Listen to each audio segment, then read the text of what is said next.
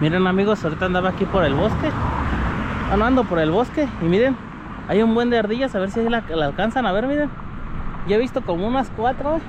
Entonces ustedes andan dando una vueltecita por aquí en la tardecita o algo, se van a encontrar un buen de ardillitas aquí en el bosque Cuauhtémoc.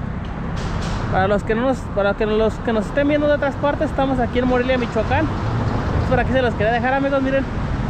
Ya ni siquiera como que se ve que nos tengan mucho miedo a las personas. Miren, ahí está la ardillita. Ahí se alcanza a ver ahí derechito. Por aquí les quería dejar ese dato amigos, cuídense mucho. Nos vemos en un siguiente short. Miren, aquí al lado está el acueducto